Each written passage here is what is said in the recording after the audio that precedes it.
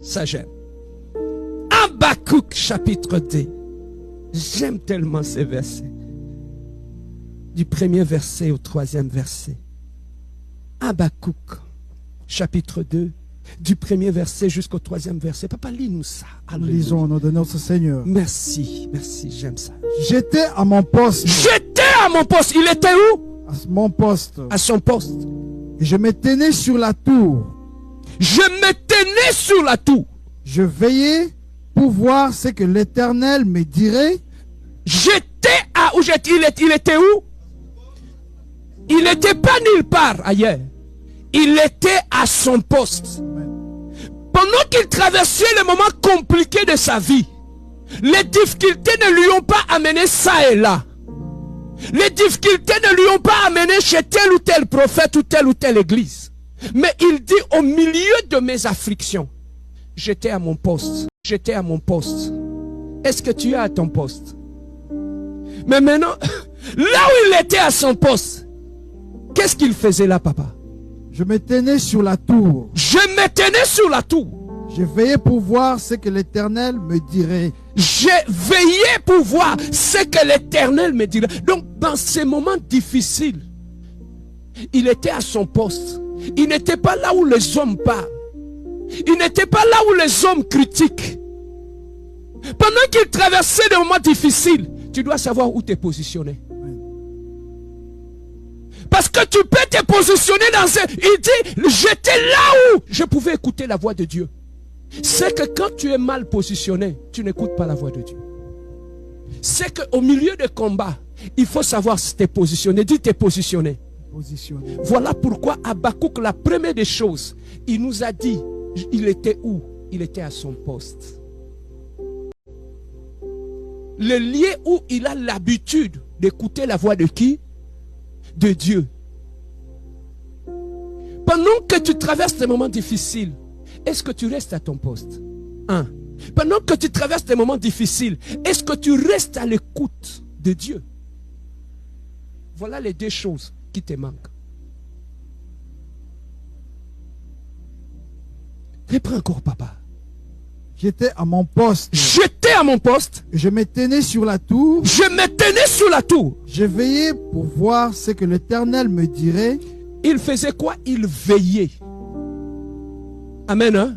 Celui qui veille, ça veut dire quelqu'un qui a refusé le sommeil. Donc il était là, sensible et à l'écoute. Il a dit, j'ai refusé le sommeil spirituel. Parce que j'ai une voix que je dois écouter là où je suis. Dans la situation dans laquelle tu te trouves, tu as besoin d'écouter une voix.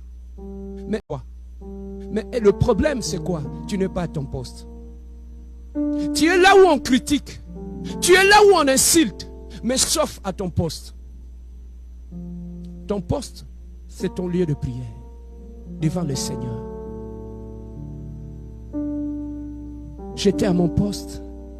Je veillais pour voir ce que l'Éternel me dirait et ce que je répliquerais après ma plainte. Après ma plainte. L'Éternel m'adressa la parole et il dit. Pendant qu'il était à son poste, heureusement Dieu l'a vu et Dieu a commencé à lui répondre. Amen. Écoute ce que Dieu répond à tout celui qui est fidèle à son poste. Papa, qu'est-ce que Dieu lui a dit? Écris la prophétie. Écris la prophétie. Grave-la sur des tables. Grave-la sur les tables. Afin qu'on la lise couramment. Afin qu'on la lise couramment. Car c'est une prophétie dont le temps est déjà fixé. Car c'est une prophétie dont le temps est déjà fixé. Il y a une fille de promesses. Je souffre certes. Je traverse des moments difficiles. Mais il y a une chose que je sais. Je suis un fils de promesses. C'est qu'il y a une promesse de Dieu sur ma vie. Maintenant, c'est Dieu qui commence à le rappeler. Il dit à Habakkuk, pendant que tu es sur ton poste, ne te fie pas à ce qui se passe à gauche et à droite. Sachez qu'il y a une promesse qui est en train de venir. Tu ne le vois pas. Mais Habakkuk était à son poste. Mais c'est qu'il ne savait pas qu'il y avait une promesse qui venait. Petit à petit. À chaque jour qui passait, ça le rapprochait de l'accomplissement de la promesse de Dieu dans sa vie. Oh, je déclare à quelqu'un, à chaque jour qui arrive, pendant que le calendrier est en train de s'écouler, sachez qu'à chaque jour qui passe, ça me rapproche de l'accomplissement de la promesse de Dieu dans ma vie. Amen. Hein? Maintenant, Dieu Il a commencé à lui dire, papa. Elle marche vers son terme. Elle marche vers son terme. Et elle ne mentira pas. Tu sais ce que j'aime? Tu sais ce que j'aime ici? Habakkuk était à son poste. Ce n'est pas lui qui est allé chercher les promesses. Il dit, reste là. C'est la promesse qui vient vers toi. Oh God. Il dit, c'est la promesse qui quitte les ciels, qui vient vers toi. Tu comprends? Papa, on ne court pas derrière les promesses. Ce sont les promesses qui vont venir vers nous. La promesse du travail viendra vers toi. Est-ce qu'on a parlé d'un prophète là-bas? On a parlé de l'imposition de main. Il a dit, Habakkuk, le problème, c'est toi. Aussi longtemps que tu resteras à ton poste, sachez que moi, Dieu, j'entends un bruit dans ta vie. Le bruit d'une promesse qui est en train de venir. Lève la main, dis, j'entends un bruit. Un bruit de la promesse qui arrive dans ma vie. Maintenant, Dieu lui dit, tu vois cette promesse-là, écris-la. Tu vois cette promesse-là, écris-la. Grave-la. Pourquoi Dieu lui demande de les graver? C'est pour que même dans le combat, même dans la bataille, que tu n'oublies pas que tu as des promesses de Dieu. Bien aimé, il y a des gens qui ont des promesses. Il y a des gens à qui Dieu a donné des promesses. Mais aujourd'hui, ils ne croient même plus à leur avenir à partir de batailles, de combats qu'ils ont trouvés au Canada. À partir des gens que tu as fréquentés, lorsque toi tu priais à Mangengenge, les gens que tu as trouvés ici au Canada, ils n'étaient pas là. Mais pourquoi tu as oublié les promesses que Dieu t'avait données?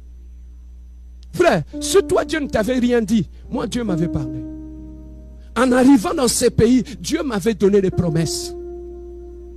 Voilà pourquoi je reste à mon poste. Qu'il pleuve, qu'il neige, je suis là. Et je reste là. Ici, Dieu ne parle pas d'une église. Il ne parle pas d'un pasteur.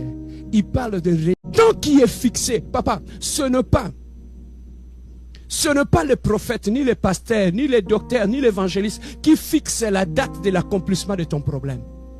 Ton problème, le ciel a déjà fixé une date.